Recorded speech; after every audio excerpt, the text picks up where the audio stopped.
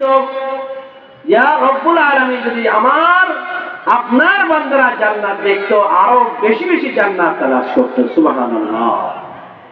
আল্লাহ পাক রব্বুল আলামিন আবার জিজ্ঞেস করে, ও আমার ফেরেশতারা, তারা কোন জিনিস থেকে আল্লাহর কাছে পানাহ চায়, আশ্রয় চায়? ফেরেশতারা বলে, তারা আপনার কাছে জাহান্নাম থেকে পানাহ চায়। সুবহানাল্লাহ। जन्नत दो ज़ख से या रब क्या करो, जन्नत दो ज़ख से या रब क्या करो, आरज़ू है मैं तुझे देखा करो, आरज़ू है मैं तुझे देखा करो, हजर में शजर में तेरे रंग बू है, हजर में शजर में तेरे रंग बू है, जिधर देखता हूँ उधर तो ही तो है।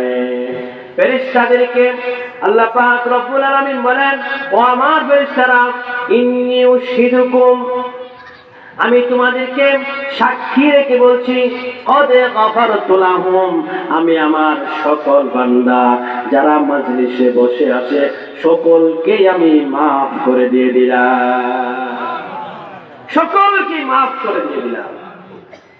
এক কোণা থেকে এক ফেরেশতা অভিযোগ করে, রব্বুল আলামিন আপনি তাদের সবাইকে মাফ করে দিয়েছেন, অথচ আমি দেখতে পাচ্ছি একজন লোক, সে তো কোনো ওয়াজ শোনার জন্য আসে নাই, কোনো জিকিরের জন্য আসে নাই, এমনি বসে আছে, অথবা সে নামাজ পড়ে না, সে অন্য ইবাদত করে না। আল্লাহ পাক রব্বুল আলামিন বলেন, এই মজলিসটা এত দামি মজলিস, আমি কোনো ভেদাভেদ ছাড়া যে এই মজলিসের মধ্যে বসবে, যে এই মজলিসের মধ্যে উপস্থিত হবে, আমি তোমাদেরকে সাক্ষী রাখলাম, আমি সকলকে মাফ করে দিয়ে দিয়েছি। সুবহানাল্লাহ। এজন্য এমন কোন পৃথিবীতে মানুষ না, এই যে মানুষ ঠিকই আছে, মানুষ কথা বলে, মানুষ শুনে, কি কারণে? তার ভিতরে একটা প্রাণ আছে। তো হাদিসের মধ্যে আসে ওই প্রাণের একটা কি আছে, প্রাণ আছে, সে প্রাণ হলো জিকির। সুবহানাল্লাহ।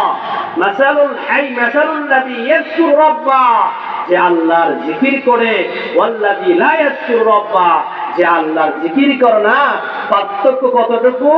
মাসালুল হাই ওয়াল মাইয়িত, যে জিকির করে মনে করবেন সে জীবিত, যে জিকির করে না মনে করবেন সে মৃত।